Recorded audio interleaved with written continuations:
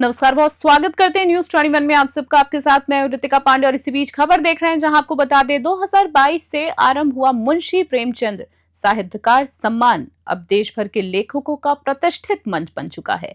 यह आयोजन अखिल भारतीय कायस्थ महासभा आबाकाम संस्था द्वारा 5 श्रेणियों में कविता, कहानी, उपन्यास, निबंध और आलोचना में आयोजित होता है। पहले हर श्रेणी में 3 पुरस्कार थे, इस बार हर श्रेणी में 10 कैश पुरस्कार दिए गए हैं। कार्यक्रम भामाशाहों के सहयोग से होता है, विशेषकर कायस्थ समाज के शिक्षकों और समाज सेवियों द्वारा। इस वर्ष प्रतिभागी नागपुर, जमशेदपुर, प्रयागराज और जोधपुर से भी पुरस्कृत हुए हैं। डॉक्टर अरुण कुमार सक्सेना, महासचिव आबाकाम संस्था, ने बताया है कि संस्था शिक्षा और स्वरोजगार के लिए भी कार्य कर रही है। इसी बीच आने वाले समय में 90% से अधिक अंक लाने वाले छात्रों को छात्रवृत्ति और युवाओं को 50,000 रुपए तक का स्टार्टअप फंड देने की भी योजना है। मुंशी प्रेमचंद साहित्य रत्न सम्मान हम 2022 से कर रहे हैं। ये पूरे देश के लिए साहित्यकारों के लिए प्रोग्राम होता है। 5 कैटेगरी में किया जाता है। पिछली बार हम हर कैटेगरी में 3-3 सम्मान दिया करते थे, कैश प्राइज़। अब क्या हमने हर कैटेगरी में 10-10 कैश प्राइज़ दिए हैं। जहाँ तक भामाशाहों वाली बात है, ये भामाशाहों के जरिए प्रोग्राम किया जाता है। शिक्षक भामाशाह जो काय समाज के हैं, काय समाज में अन्य गतिविधियाँ होती रहती हैं, उनमें जो भामाशाह हैं उन सबको हम इसी मंच से सम्मानित करते हैं। और इस बार हम लगभग 1,55,000 की कैश प्राइज़ साहित्यकारों को दे रहे हैं और पूरे इंडिया से आए हुए हैं। जैसे आपने देखा, नागपुर से एक महिला फर्स्ट प्राइज़ ले गई हैं, एक जमशेदपुर से ले गई हैं, एक प्रयागराज से ले गई हैं, जयपुर से अपने 2 फर्स्ट प्राइज़ हैं। तो ये प्रोग्राम जो है मुंशी प्रेमचंद साहित्यकारों के लिए विशेष रूप से किया जाता है। समाज की अगर हम बात नहीं करें तो सर्व समाज की हम बात करते हैं, तो उनके जो बच्चे हैं जो किसी न किसी प्रकार से शिक्षा ग्रहण करना तो चाहते हैं लेकिन उन्हें नहीं मिल पाती आर्थिक वजहों से, तो उसके लिए भी आपकी तरफ से कई प्रयास किए जा रहे हैं, तो वो क्या कुछ है अगर आप बता पाएँ। अदर समाज में जो बच्चे मतलब 90% तक मार्क्स लेके आ रहे हैं, जिनके फादर नहीं हैं और मदर प्राइवेट जॉब करती हैं और 10-15 हज़ार रुपये कमाती हैं, उनके शिक्षा का पूरा खर्चा हम उठा रहे हैं। किताब, कॉपी और उनके ड्रेस तक और स्कूल की फ़ीस हम सब ये उनके लिए कर रहे हैं। आने वाले समय में कुछ और योजना आपकी इस प्रकार की कुछ?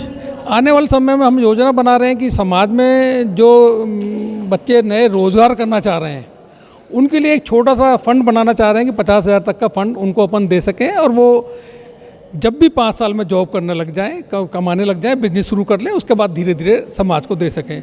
और कुछ भामाशाह ऐसे हैं जो कि कह रहे हैं कि हम उनको 50,000 तक लोन मुफ्त में दे देंगे अगर वो बिजनेस कर लेंगे तो। आपको बता दें कि अखिल भारतीय कायस्थ महासभा का एक मुंशी प्रेमचंद साहित्य रत्न सम्मान का आयोजन किया जा रहा है और इसमें अलग अलग प्रकार की साहित्य के जो पुरोधा हैं, जिन्होंने साहित्य में, पत्रकारिता में काफ़ी हम कह सकते हैं एक अरसे तक काम किया है और अभी भी उस हम कह सकते हैं उस काम को लगातार अनवरत शुरू रखे हुए हैं, ऐसी कुछ हस्ती हमारे साथ में मौजूद है। सत्येंद्र श्रीवास्तव जी हैं, लगभग 4 दशक का अनुभव इन्हें पत्रकारिता का है। इनसे बहुत सारी बातें हम करना चाहते हैं, लेकिन कुछ बातों में सारगर्भित उन बातों में हम समेटने की कोशिश करेंगे। सत्येंद्र जी, सबसे पहली चीज़, और जो शायद हो सकता है कि हमारे समाचार चैनल के दर्शक भी उस चीज़ को सुनना इस समय सबसे ज़्यादा चाहेंगे, क्योंकि इस समय हमारी संसद में ऑपरेशन सिंदूर पे एक वाद विवाद चल रहा है। सत्ता पक्ष अपने पक्ष की बात रख रहा है, विपक्ष सत्ता पक्ष को घेरने की बात रख रहा है, लेकिन इन तमाम बातों में जो सबसे ज़्यादा जो बात निकल कर आ रही है, और विशेष तौर पे जब से हम किसी पार्टी पॉलिटिक्स की बात नहीं करते, लेकिन फिर भी जब से 2014 से मोदी जी शासन में आए हैं, तब से लेके अभी तक इमरजेंसी का बहुत ज़्यादा उल्लेख होता है। आप उस इमरजेंसी को देखे हुए हैं और जिस प्रकार से सत्ता पक्ष उसको बयां करता है, क्या वो वाकई में उतनी डरावनी थी या कुछ और वो थी, उसके बारे में हम पहले आपसे जानना चाहेंगे। आप न्यूज़ 21 का मैं आभार स्वागत करता हूँ। मैं लिखने में सत्येंद्र प्रकाश ही लिखता हूँ, सर्टिफिकेट में श्रीवास्तव है। जहाँ तक आपने शुरुआत की है, आपातकाल के बारे में जो इंदिरा गांधी के समय में लगाई गई थी, मैं आपको बता दूं कि उस आपातकाल में बाकायदे सक्रिय विरोध मैंने ज़मीन पर उतर करके किया था और अगर आप इजाज़त दें तो 2 पंक्तियों में बात कहना चाहूँगा। नाम उनके, मैंने उसी समय लिखा था, नाम उनके रोशनी नीलाम है, नाम उनके रोशनी नीलाम है, सुबह भी होगी अगरचे शाम है।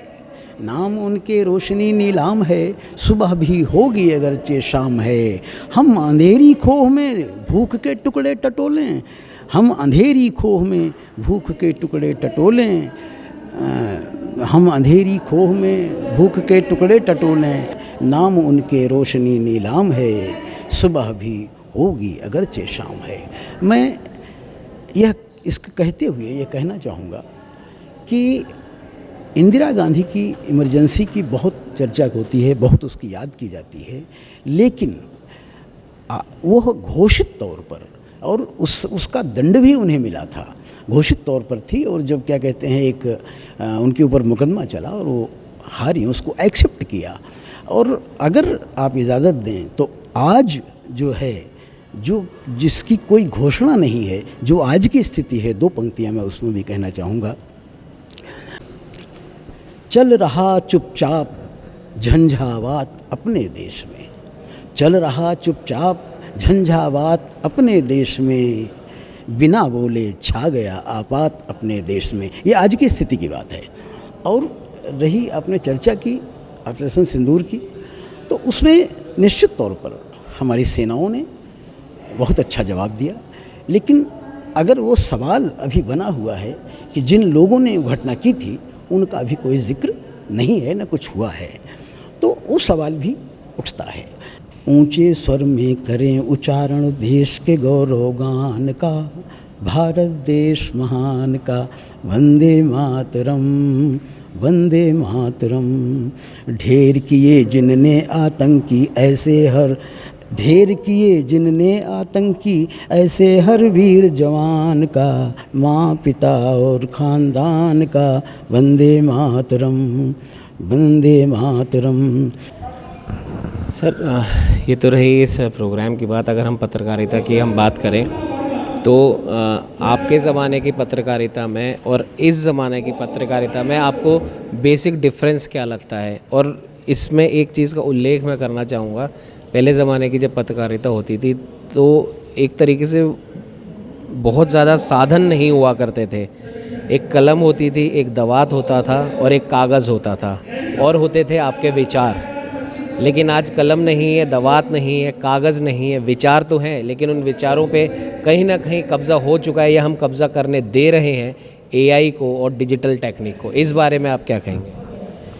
देखिए, आपने कहा कि उस समय की पत्रकारिता और आज की पत्रकारिता, पत्रकारिता हमेशा ही पत्रकारिता रहती है, लेकिन उस समय की पत्रकारिता में चुनौतियाँ ज़्यादा थीं, साधन कम थे, और प्रायः देखने को ये मिलता था कि पत्रकार, साहित्यकार, कवि, लेखक आमतौर पर एक ही व्यक्ति में सब कुछ होता था। यहाँ तक कि क्रांतिकारी होते थे। हमारे गणेश शंकर विद्यार्थी जी, जो क्या कहते हैं क्रांति में भी उन्होंने हिस्सा लिया, प्रताप अखबार निकाला, और उन्हीं का कहा हुआ है वो जब जुल्म मुकाबिल हो तो अखबार निकालो, जब तोप मुकाबिल हो तो अखबार निकालो। तो ये चीज़ें तब थीं। आज की चुनौतियाँ दूसरी हैं। आज की चुनौतियाँ ये हैं कि एक तो साधन आपके पास होने चाहिए, दूसरे साधनों की अधिकता और तकनीक की अधिकता ने जो विचार है, जो संवेदना है, उसको ढक भी लिया है। यह भी सही है। क्यों? क्योंकि हम ज़्यादा प्रसार के साधन हमारे पास हैं, तो हम प्रसार पर ज़्यादा जोर देते हैं। तो मुझे ख़ास तौर से आज जो है, यूँ तो प्रिंट मीडिया और इलेक्ट्रॉनिक मीडिया दोनों पर बहुत बुरा असर है, और ख़ास तौर से अगर आपने मुझसे पूछ रहे हैं तो जिनको आज हम बड़ा मीडिया कहते हैं वो पूरी तरह से शासन सत्ता के हाथ में खेल रहा है। इस बात का मुझे बहुत अफसोस है, और यहाँ तक अफसोस है कि मैं 40 साल से पत्रकारिता में हूँ और आउटलुक हिंदी जैसी पत्रिका के चीफ कॉपी एडिटर से रिटायर हुआ हूँ, लेकिन आज की जो स्थिति है उसमें मुझे कभी कभी अपने को पत्रकार कहने पे भय सा लगता है, और वो गर्व नहीं होता है, क्योंकि आजकल होता ना कि पत्रकार अच्छा वो जो आए थे, तो यह भाव हो गया है पत्रकारों के प्रति। और सबसे ज़्यादा अफसोस इस बात का है कि जिनके जो साधन संपन्न हैं। अच्छा, दूसरी बात जो आपने कहा कि तकनीक कहीं जो है हमारा सहयोग भी कर रही है, लेकिन उससे चुनौतियां और भी बढ़ रही हैं। और चुनौतियां ही नहीं बढ़ रही हैं, देखिए कभी भी तकनीक जो है वो संवेदना का विकल्प नहीं हो सकता। आप दिल से सोचते हैं, एआई उस तरह से नहीं सोच सकता। वो एक सिचुएशन को शब्द दे सकता है, और आपने देखा होगा कि एआई को अभी बहुत दिन आए नहीं हुआ, लेकिन उसमें तमाम खामियां, वो क्या कहते हैं, उनको न जेंडर का उसको वो है, न स्त्रीलिंग पुल्लिंग के बारे में कुछ समझती है। तो मैं एआई का या किसी भी तकनीकी विकास का विरोधी नहीं हूँ, लेकिन ये हमेशा इस बात का दिमाग में रहना चाहिए, ये बात रहनी चाहिए कि ये सारी चीज़ें व्यक्ति के हाथ से नियंत्रित होती हैं। इसलिए व्यक्ति को हमेशा संवेदनशील, मार्मिक और विशाल हृदय का बने रहना चाहिए। और सबसे बड़ी बात जो क्या कहते हैं, गांधी जी ने कहा था कि हम जो बड़े लोकतंत्र कहते हैं अपने को, तो लोकतंत्र और स्वतंत्रता तभी उसका जो है उसकी वास्तविक उसका वास्तविक अर्थ है, जब क्या कहते हैं जी बिल्कुल समाज के अंतिम व्यक्ति तक हर साधन सुविधा, भूख प्यास उसकी मिटती रहे, साधन सुविधा पहुंचती रहे। इन्हीं बातों के साथ मैं कहूँगा आपके चैनल को एक बार न्यूज़ 21 को फिर आभार व्यक्त करना चाहूँ, धन्यवाद व्यक्त करना चाहूँगा।